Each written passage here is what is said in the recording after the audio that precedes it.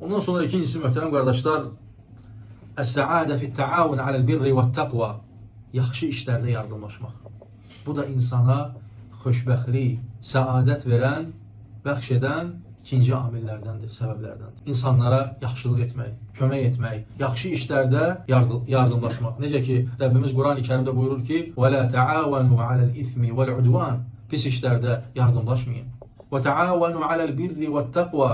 Yaxşı işlərdə yardımlaşın. Əgər bir mömin, bir müsəlman əlindən hansısa bir yaxşılıq gəlirsə, qardaşı üçün onu etsin. Mənəvi, maddi, nə bacarır? Allah subhanahu wa ta'ala onu ona nəsib edibsə, o yaxşılıq ona yalnız xoşbəxtçilik, səadət verər. Və həmçinin də Allahın razılığını qazanır. Necə ki, Allah Resulü sallallahu aleyhi və səlləm buyurur ki, مَا كَانَ الْعَبْدُ فِي عَوْنِ أَخِيهِ كَانَ اللّٰهُ فِي عَوْنِهِ.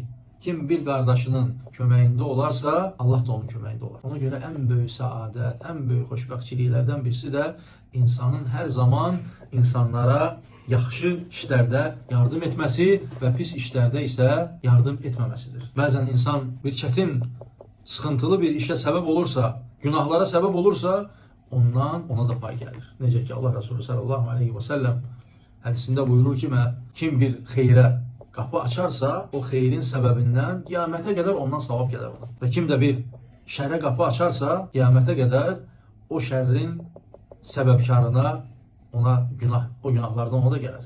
Ona görə insan hər zaman çalışmalıdır ki, xeyrə qapı açsın, xeyrə səbəbkar olsun. Və beləliklə Allah subhanahu wa ta'ala onun qarşılığında səadət verər, xoşbəxtçiliyi verər. Həm bu dünyada, həm də axirətdə.